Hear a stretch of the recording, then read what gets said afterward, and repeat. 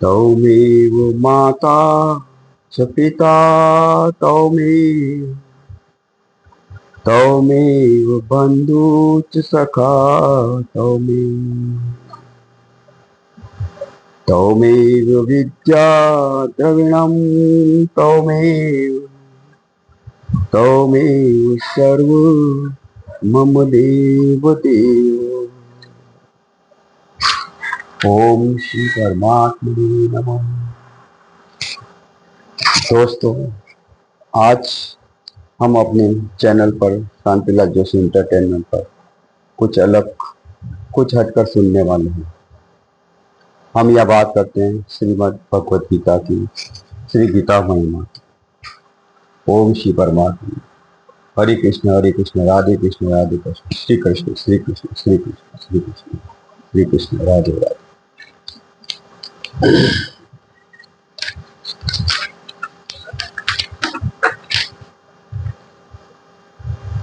वास्तव में भगवत गीता का महात्म्य वाणी द्वारा वर्णन करने के लिए किसी की भी सामर्थ्य नहीं, यानी हम वाणी के द्वारा भगवत गीता का कोई महत्व नहीं बता सकते।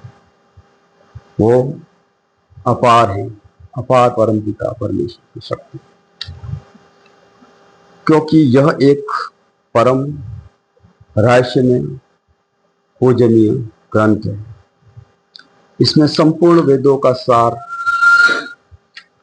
संग्रह किया गया है। इसकी संस्कृत इतनी सुंदर और सरल है कि थोड़ा अभ्यास करने से मनुष्य उसको सहज ही समझ सकता है, परंतु इसका आश इतना गंभीर है कि आजीवन निरंतर अभ्यास करते रहने पर भी उसका अंत नहीं आता।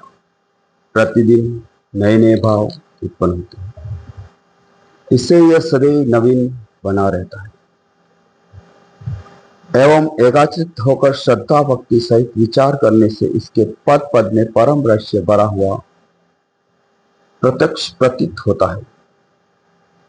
भगवान के गुण, प्रभाव और धर्म का वर्णन जिस प्रकार इस गीता शास्त्र में किया गया है, वैसा अन्य ग्रंथों में मिलना बहुत ही कठिन है, क्योंकि प्राय ग्रंथों में कुछ न कुछ सांसारिक विषय मिला रहता है। भगवान ने श्रीमद् भगवत गीता रूप एक ऐसा अनुपमेय शास्त्र कहा है कि जिसमें एक भी शब्द सदुपदेश से खाली नहीं है। श्री वेदव्यास जी ने महाभारत में गीता जी का वर्णन करने के उपरांत कहा है, गीता सुगीता कर्तव्या कि मन्ये शास्त्र विस्तरे या स्वयं पदनाभस्य मुख पदानि त्रिनिश्चितः। गीता सुगीता करने योग्य है, अर्थात श्री गीता जी को भली प्रकार पढ़कर अर्थ और भाव सहित अंतःकरण में धारण कर लेने से इसका मुख्य कर्तव्य है कि जो कि स्वयं पदनाम भगवान श्री विष्णु के मुखारविंद से निकली हुई है। अन्य शास्त्रों के विस्तार से क्या प्रयोजन है?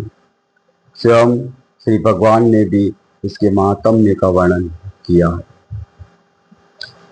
इस गीता शास्त्र में मनुष्य मात्र का अधिकार है, चाहे वह किसी भी वर्ण आश्रम में स्थित हो, परंतु भगवान में श्रद्धालु और भक्ति योग अवश्य होना चाहिए, क्योंकि भगवान ने अपने भक्तों में ही इसका प्रचार करने के लिए आज्ञा दी है, तथा यह भी कहा है कि स्त्री, वेश्य, शूद्र और पाप योनि भी मेरे परायण होकर परम पिता परमेश्वर को प्राप्त होते हैं। अपने अपने स्वाभाविक कर्मों द्वारा मेरी पूजा करके मनुष्य परम सिद्धि को प्राप्त होते हैं।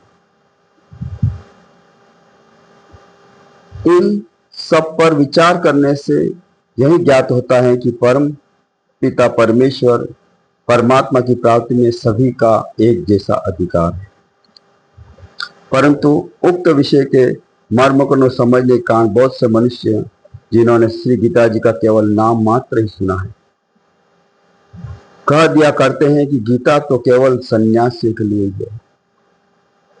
वे अपने बालकों को भी इसी भय से श्री गीता जी का अभ्यास नहीं कराते, कि गीता के ज्ञान से कदाचित लड़का घर छोड़कर सन्यासी न हो जाए, किंतु उनको विचार करना चाहिए कि मोह के कारण छात्र धर्म से विमुख होकर भिक्षा के अन्न से निर्वाह करने के लिए तैयार हुए अर्जुन जिस परम रहस्य गीता के उपदेश में आजीवन ग्रस्त में रहकर अपने कर्तव्य का पालन किया, इसी गीता शास्त्र का यह उल्टा परिणाम किस प्रकार हो सकता है। अतएव कल्याण की इच्छा वाले मनुष्य को उचित है कि वह मोह को त्याग कर अतिशय श्रद्धा भक्ति पूर्वक अपने बालकों को अर्थ और भाव में सहित भगवत गीता का अध्ययन कराए एवं स्वयं भी इसका पठन और मनन करते हुए भगवान के आज्ञानुसार साधन करने पर तत्पर हो जाए, क्योंकि अति दुर्लभ मनुष्य शरीर प्राप्त होकर अपने अमूल्य समय का एक एक क्षण भी दुख मूलक क्षण भंगुर भोगों के भोग में नष्ट करना उचित नहीं।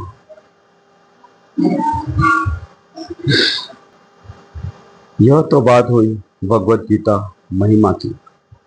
अब हम बात करते हैं भगवत गीता का प्रधान विषय क्या है। भगवत गीता का प्रधान विषय है सांख्य योग और कर्म योग। यहां सरल विषय में भगवान का परमपिता परमेश्वर सच्चिदानंद ने स्वयं कहा है कि मुझे प्राप्ति के दो ही मार्ग हैं, एक सांख्य की योग और दूसरा कर्म योग। प्रथम सांख्य योग, द्वितीय कर्म योग। पहले आप यह तय करें आप मुझे किस रूप में प्राप्त करना चाहते हैं। यदि आप मेरे कहे गए प्रथम सांख्य योग से प्राप्त करना चाहते हैं तो यह मैं आपको समझने के लिए सरल विषय में समझाता हूं। सांख्य योग अर्थात सन्यासी जीवन शैली को अपनाना, अपने देह का अभिमान न करना, संसार के सभी संपूर्ण पदार्थों में मोह न होना, जैसे स्वप्न की सृष्टि दिखने पर भी उसे माया मोह नश्वर समझना, मन वचन और कर्म को अपने में नियंत्रित कर लेना तथा सर्वव्यापी सच्चिदानंद परमात्मा के रूप में एक ही भाव से सर्वव्यापी सच्चिदानंद परमात्मा को नित्य स्थित रहते हुए वासुदेव के सिवाय अन्य किसी के भी होने का भाव न होना, यह सांख्य योग का साधन है। अब हम बात करते हैं द्वितीय मार्ग यानी कर्म योग। मुझे प्राप्ति का कर्म योग द्वितीय मार्ग है। इसे हम अपने सहज सरल विषय में इस तरह समझते हैं। सब कुछ भगवान का समझकर सिद्धि असिद्धि में समत्व भाव रखते हुए आसक्ति और फल की इच्छा का त्याग कर आचरण करना तथा श्रद्धा पूर्वक भक्ति पूर्वक मन वचन और कर्म सब प्रकार से भगवान के शरण में होकर भगवान का ही नाम गुण और प्रभाव सहित उनके स्वरूप का निरंतर चिंतन करना, यह कर्मयोग का साधन है। अब आप प्राणी मात्र भली प्रकार से समझ गए होंगे कि मुझ तक पहुंचने के लिए मेरे द्वारा बनाए गए दो सहज सरल सुझाए गए मार्ग